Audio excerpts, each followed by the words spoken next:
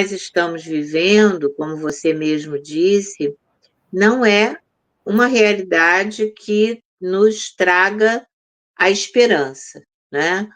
Não estamos numa sociedade acolhedora e inclusiva, ao contrário, estamos vivendo numa sociedade de desesperança, de muitas incertezas, onde crianças e jovens já se alinham como soldados na violência urbana, em diferentes formas de delinquência, e nós sabemos que isto é sintoma de uma falência moral, de uma falência ética. A educação pública não está dando conta. A educação familiar, esta, então, necessita urgentemente ser repensada. Nós temos jovens se tornando pais sem terem recebido o mínimo de uma educação básica para que se tornassem, antes disso, cidadãos.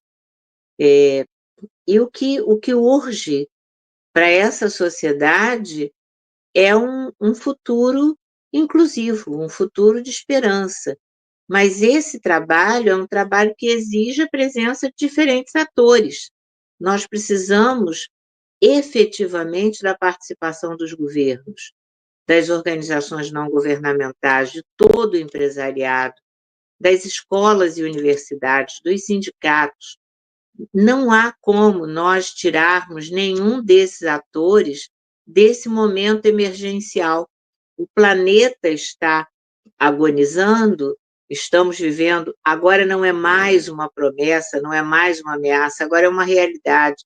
Estamos vivendo diariamente o aquecimento global, estamos vendo animais agonizando porque não suportam viver com altas temperaturas, mas aqui entre nós também estamos vivendo com medo do homem. Também estamos entendendo que as grades e as câmeras não são mais suficientes para que tenhamos tranquilidade em nossas casas.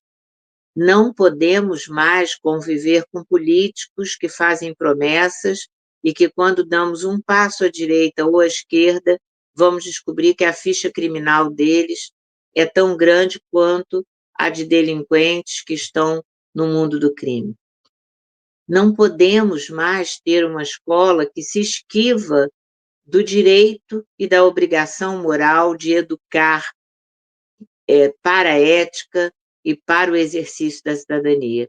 E não podemos ter famílias que não se constituem como núcleos formados dentro de um aparato ético e moral. Falando tudo isso, você poderá me dizer, mas então, minha amiga, a gente está falando de um futuro inclusivo, a gente está falando de um presente excludente. Estamos falando de um presente esvaziado de esperança, esvaziado de fé, onde nós blindamos nossos carros, nos trancamos dentro de casa, abdicamos do direito de caminhar, de olhar o céu, porque nem temos tempo de olhar para o céu, pensando o que pode acontecer com nossos corpos, com toda a insegurança que vivemos. Verdade. Buscar um futuro inclusivo deveria ser um projeto do passado, ou deveria ser uma realidade do presente.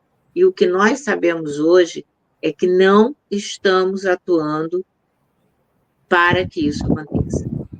E eu me coloco nisso. Todos nós precisamos rever isso. Nós que somos educadores, gestores, líderes, temos uma responsabilidade. Precisamos militar todos os dias para que realmente essa sociedade inclusiva aconteça antes que sejamos devorados pelo próprio homem, né? Há muita coisa que discutirmos aqui, mas voltando a falar do fórum, né?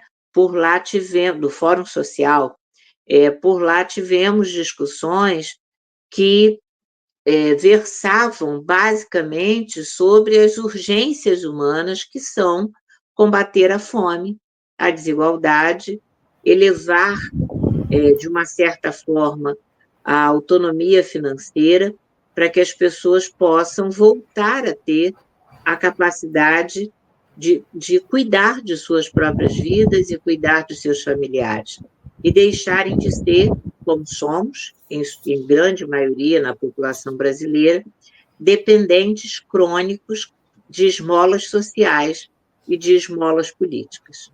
Né? Verdade. Nós vimos realmente, Norma, que houve, né, a gente até trouxe esse assunto que nós discutimos antes, em função da gente ver que há uma preocupação efetiva, né, de alguns líderes. A gente, felizmente não é um consenso, né, geral, a gente ainda tem essa problemática, mas já há uma discussão desse assunto, né, porque essa situação muitas vezes sequer eram comentadas ou falavam-se de uma forma muito generalizada. Ontem saiu um briefingzinho, né, da declaração dos líderes do G20, em que eles, obviamente, é uma coisa grande, eles fizeram um briefing dizendo sobre os fins das guerras, que é um grande problema humanitário, né, que todos nós enfrentamos, né, a taxação dos super ricos e metas ambientais urgentes, né, foram dentro dessa declaração, né, consistente exatamente com aquilo que você está dizendo. Eles entendem que para que isso aconteça, nós temos que ter, ou seja, coisa que ainda não tem, um desenvolvimento econômico sustentável. Né? Tem que ser sustentável. Buscando realmente, como você falou, criar oportunidades de trabalho e reduzir a pobreza. É um país que você tem pessoas, como você mesmo falou, que a gente fica até com medo, às vezes, pela situação que a pessoa está. A pessoa está numa situação de fome, numa situação totalmente sem nenhum recurso, sem alimentação, sem casa, sem emprego, sem perspectiva. Você cria uma pessoa que, em algum momento, ela pode achar que, né, não é só isso, mas isso também contribui, né, para que a gente possa ter momentos de maiores violências e etc. Então, nós temos essa preocupação e nós vimos que houve esse fórum, que você, inclusive, teve a oportunidade de participar, né, e trazer algumas informações que eu sei que daqui a pouco você vai passar, e nós queremos mostrar isso para os nossos queridos que estão nos ouvindo. Né? A gente quer emprego, quer mercado de trabalho, mas nós, para que isso construa uma sociedade igualitária. Né? Entre no nosso YouTube, Papo Transparente. Você também pode nos assistir pelo Spotify e no LinkedIn. Não perca, falamos sobre o que está acontecendo de atual e das possibilidades de emprego, de trabalho, de empreendedorismo, de startup, de estágio, tudo voltado para você.